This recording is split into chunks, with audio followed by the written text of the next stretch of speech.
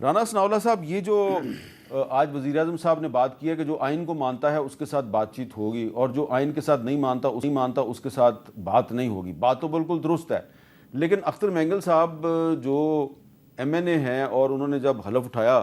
Assembly کی رکنیت کا تو پاکستان کے آئین سے وفاداری کا اظہار بھی کیا، تو اس کا مطلب ہے وہ آئین کو تو مانتے ہیں، لیکن وہ کہتے ہیں جی میں نے آپ کے ساتھ کسی اجلاس میں نہیں بیٹھنا۔ بہرحال اگر انہوں نے ایسے کہا ہے تو میرا خیال ہے کہ ان کی کوئی ناراضگی یا ان کی کوئی خفگی ہوگی تو ہمیں ان کو راضی کرنا چاہیے۔ ان کی بات اگر وہ نہیں سنانا چاہتے تو پھر بھی سننی چاہیے۔ دوسرے لوگوں کو جو ہمارے ساتھ ہیں ان کو بیچ میں لانا چاہیے، اور اختر مینگل صاحب کو میں ذاتی طور پہ جانتا ہوں، وہ بالکل پاکستان کو، پاکستان کے آئین کو، ریاست کو وہ نہ صرف دل سے تسلیم کرتے ہیں بلکہ انہوں نے آ کے آئین کی وفاداری کا، آئین کے تحفظ کا انہوں نے حلف اٹھایا ہوا ہے۔ تو ایسے لوگوں کے ساتھ تو ہمیں اپنا تعلق جو ہے، اگر ان کو کوئی ناراضگی وقتی طور پہ پیدا ہوئی ہے، وہ اس سے پہلے ہمارے ساتھ میٹنگز کرتے رہے ہیں، بار بار کرتے رہے ہیں،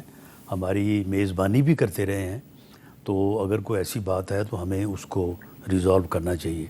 اس میں کوئی دوسری رائے نہیں ہے۔ ثناء اللہ بلوچ صاحب، آپ ہمیشہ یہ کہتے ہیں جی کہ بلوچستان کے مسئلے کا حل بندوق نہیں ہے،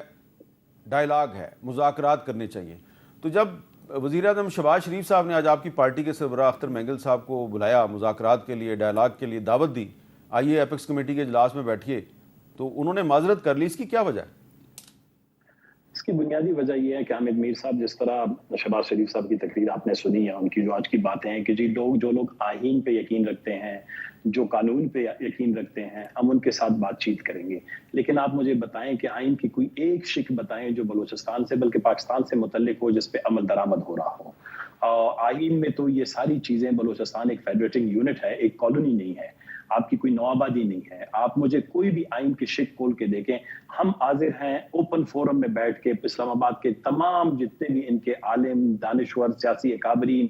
ان کے جتنے بھی سربراہ ہیں، ان کے ساتھ ہم آپ کو بتائیں گے کہ آپ نے آئین کے ایک بھی جو شق ہے جو ہمارے ساتھ وعدے ہوئے ہیں اس پہ آپ نے آج تک عمل درآمد نہیں کیا، نہ آپ نے انسانی حقوق کی ہمارے تحفظ کی ہے، نہ آپ نے ہمارے معاشی، معاشرتی، انتظامی، سیاسی جو ہے حقوق کی آپ نے کبھی بھی جو ہے وہ تحفظ کی، قیمدیانی جو کی گئی ہے کانسٹیٹیوشن میں اس پہ اپنے عمل درآمد نہیں کیا ہے۔ اور یہ ابھی 2023 کے الیکشن، 2024 کے الیکشن تو آپ کے سامنے ہیں، یہ تو آئین کے اندر پارلیمنٹ جو ہے وہ سب سے سپریم باڈی ہے، جس طرح آج پاکستان کو مسائل درپیش ہیں جس میں بلوچستان ایک سب سے بڑا مسئلہ ہے، آج ایک پارلیمنٹ کو بیٹھ کے یہ باتیں کرنی چاہیے تھی، ایپیکس کمیٹی کو نہیں کرنی چاہیے تھی۔ آج پارلیمنٹ بیٹھ کے فیصلہ کرتا کہ ایک فیڈریٹنگ یونٹ گزشتہ 70 سال سے کیوں جل رہا ہے، کیوں ہم نے جو جتنے وعدے، آج میرے خیال شہباز شریف صاحب نے ایک بڑی اچھی بات کی، انہوں نے کہا کہ محمد علی جناح صاحب اور علامہ محمد اقبال صاحب کے جو افکار ہیں ان کے مطابق پاکستان کو ہم نے لے جانا ہے۔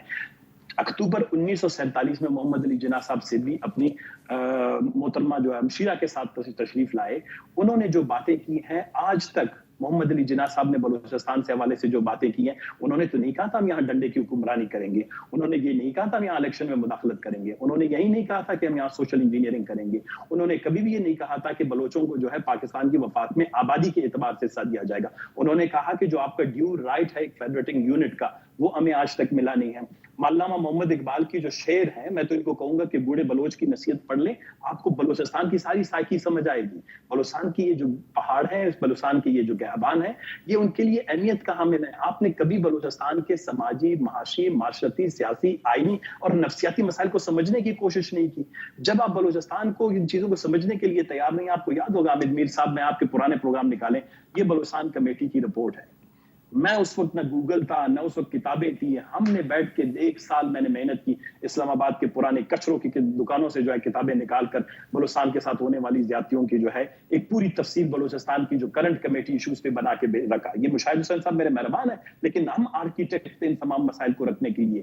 1955 سے لے کر 1900 یہ 2010 تک بلوچستان کی گیس کی قیمت 23 روپے پر MMBTU ہوئی تھی، وہ ابھی جا کے 70 روپے کی ہے، باقی پاکستان میں 270۔ لیکن یہ ساری باتیں تو بات چیت سے حل ہوں گی نا، یہ ساری باتیں جو آپ کہہ رہے ہیں یہ بات چیت ہوگی تو مسئلہ حل ہوگا نا۔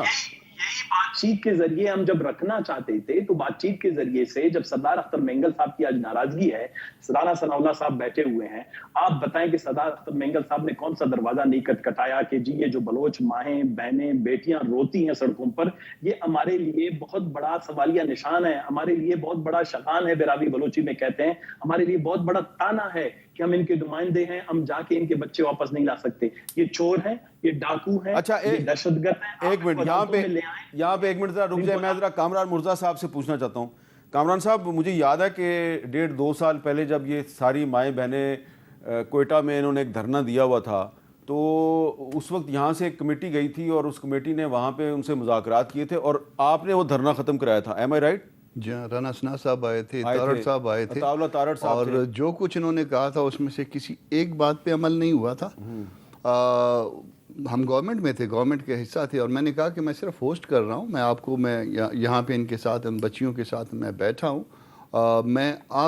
आपका हिस्सा नहीं हूँ, मैं इनका हिस्सा हूँ। वो बच्चियाँ जो बैठी हुई थी, उनको मेरे ख्याल कई महीने गुजर गए थे वहाँ बैठे हुए, इवन वॉशरूम तक उनके लिए बंद कर दिए गए थे आसपास। तो देन जो है ना, उस चीफ सेक्रेटरी साहब वगैरह और आईजी वगैरह डर रहे थे उस दिन कि जी इधर कोई मिसहैप ना हो जाए। मैंने कहा मैं ज़िम्मा लेता हूँ, कोई मिसहैप नहीं होगा, आप आएंगे, हमारी अपनी बेटी हैं। जो कमिटमेंट्स हुई थी कोई पूरी नहीं हुई। सिर्फ एक बात करता हूँ, आप प्राइम मिनिस्टर ने दस्तूर की बात की ना, एक चैप्टर को जो है इन्फोर्स करवा दें। फंडामेंटल राइट्स आपने बनाए हुए हैं ना, ये दस्तूर आपने बनाया ना, इसका फंडामेंटल राइट्स का एक चैप्टर जो है ना इन्फोर्स करवा दें बलूचिस्तान में। मैं बगैर पूछे, चैप्टर है आर्टिकल 1 और 2 से लेके 40-42 तक, उससे 42 से भी नीचे आ जाइए, 27-28 तक आ जाइए, आप उस पे ना जाइए, जो पॉलिसी मैटर्स पे ना जाइए, ऊपर ना जाएं, 9 से लेके आर्टिकल 28 तक 29 तक आ जाइए। आप इसको इन्फोर्स करवा दीजिए बलूचिस्तान में। मैं अपने इस भाई से पूछे बगैर इसकी भी गारंटी लेता हूँ कि हम सारे जो है ना, हम आपके साथ हैं, थे, रहेंगे। सिर्फ इसको बलूचिस्तान में इन्फोर्स करवा दीजिए। आपने बनाया दस्तूर, आप इसको जो है ना, बाकी सब जगह पे इन्फोर्स होता है। हमारी तो बलूचिस्तान के मसले का हल ये है कि आइन पर अमल दरामद किए, आइन पे अमल दरामद। और ये जो मिसिंग पर्सन वाला मसला है, ये जो हमारे बच्चे आप उठा के ले जाते हैं, वो गायब हो जाते हैं 15 साल के बाद। आज 9 लोग मिल गए मरे हुए हालत नहीं। लेकिन आज ये भी एक हुकूमत की तरफ से दावा आया है, सरकारी ज़राए ने दावा किया है कि ये जो बेला कैंप पे जो हमला हुआ था उसमें भी 2-3 मिसिंग पर्सन इन्वॉल्व थे।